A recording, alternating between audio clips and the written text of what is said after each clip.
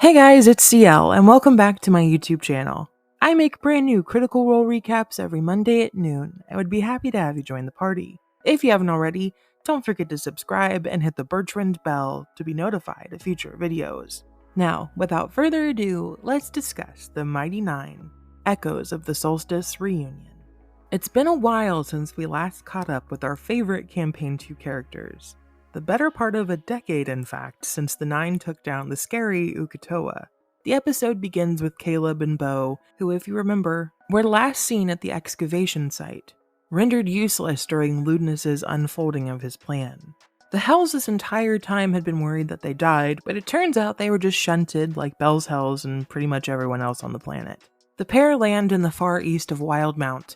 The magical blocking collar's still there, but the enchantment around Caleb's neck seems to be broken due to the wibbly-wobbly of magic due to the apocalypse going on around them. And just as they're getting their bearings, Caleb has a terrifying thought. If this collar isn't working, then the one that Trent Ickathon was wearing has probably also faded. Quickly, the pair teleport to the Blooming Grove towards Yasha and Caduceus to start gathering their team together. Once in Nicodranus, they pick up Ford and Jester, and finally, they go seek out Veth, passing a strange water-clubbed creature that's been stabbed and washed up upon the street, apparently now a regular thing here in Nicodranus. Once they've all reunited in the Bernardo home, Jester decides to use Flash Recall to relearn Scry to check on Trent's current whereabouts. But it doesn't work, like all messaging and Scry stuff. So, ready to head to the Cobalt Soul, they're about to teleport, until Veth reveals that she won't go with them, that her family needs her here, and that the campers and their parents rely on her as well. The weird sea monsters need looking after. So, the party go. But not before the now teenage Luke Bernardo quickly grabs his stuff and jumps into the teleportation circle as his aunts and uncles head towards danger. So Sam will now be playing Luke, and his interpretation is hilarious. I also love that he's the opposite of his mother. He even idolizes Ford. After a lot of talk on whether he should be able to come with them, with the warning not to be reckless, he becomes Luke, not the reckless. When they land, the Cobalt Soul requests Beau and her friends check out the secret vault of No Good, as there's been new traps laid and the wards for the protection around it stopped working. Basically, a bunch of nukes and Horcruxes are just there for the taking.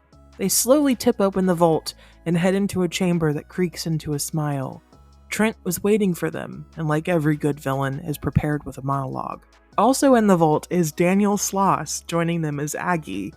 He is hilarious, and when Ford checks around using Star Razor to cast see invisibility to find secret passages and stuff, the riot of Daniel Sloss begins just headbutting it open and triggering traps, and at one point takes 38 points of damage from like a smoke skull. When they enter the second chamber, he trips another trap, causing him to trip and fumble down the stairs after another 15 force damage.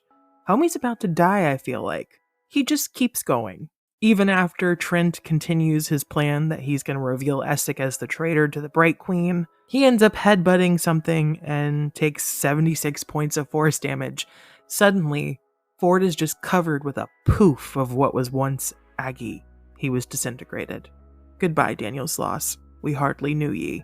As they continue to travel through and follow Trent's voice, he wants to meet his student where it all began, the burned ruins of Caleb's family home.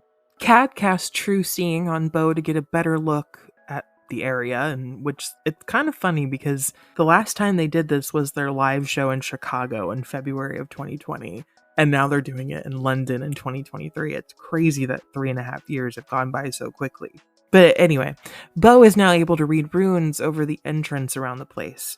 They say things like Andrebus sap and Afteri menthol, and with a 30 Arcana check, the sap is an unholy sap of abyssal fluids, and the not menthol cigarettes is a tablet from the Calamity or even before that's used to capture people for study. Foreshadowing. With the fight on the horizon, the group go to bed in the Widowgast Magic Tower, eating a hero's feast, and also prepping a few things like Caleb attuning to his Ring of Evasion, giving his Luck Stone to Luke, and the wizard using a 9th level spell, Wish, to cast Simulacrum, making a second Caleb.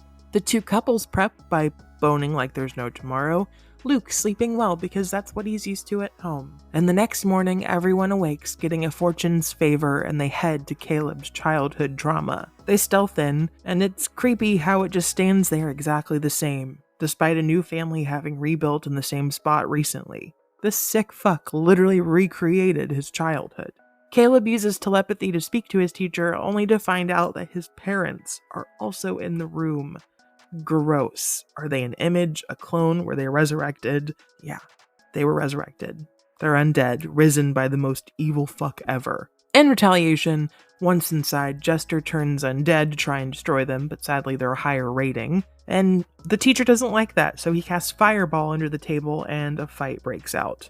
Everyone would have taken 68 damage, but hey, most of them were halved because they made their saves, and even Ford's Ring of Fire resistance finally did something to protect Jester. Also, Caleb's parents turned into like giant flaming ghouls. Jester invokes Duplicity and does a spiritual weapon to try and hit Trent, but it just swings right through him.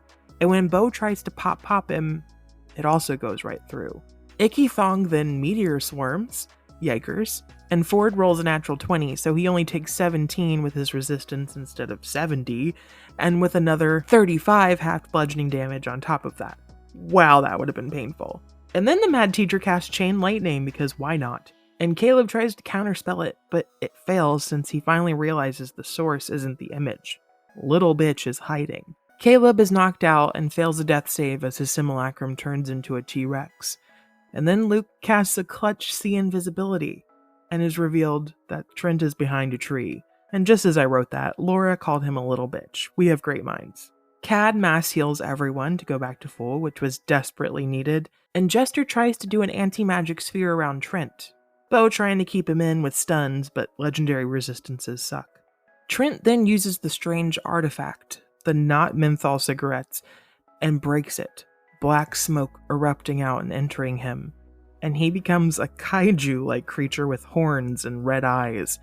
And as it travels into Caleb's hometown, it begins to siphon the life from villagers as it passes. And in response, Caleb becomes Geladon, the Nightmare in Ivory, the Grand White Dragon. This battle is wild. You need to watch it yourself, because Jester also casts Gate and pulls Artagan into the fight. Yasha does 100 damage with one hit, and then 59 with a second. I love level 20 Mighty Nein.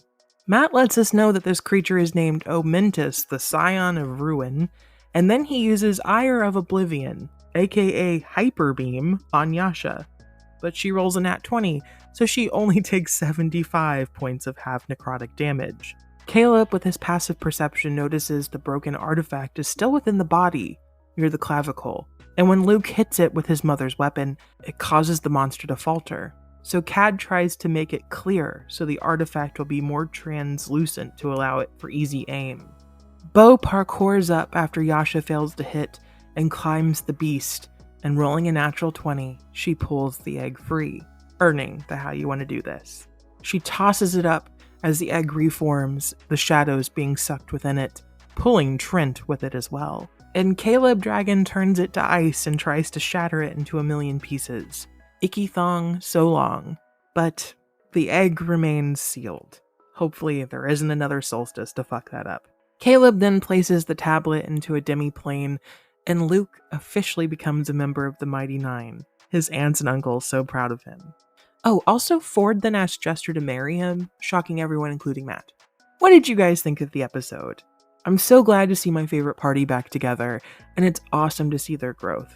I've missed them dearly, and hopefully this means that they'll be popping up in Bell's Hell's attempts to stop lewdness. If you haven't already, don't forget to like and subscribe, and check out my other recap videos. Thank you so much for watching. Stay safe out there. But damn, my friends. You could want me like the breeze through summer trees. You love it.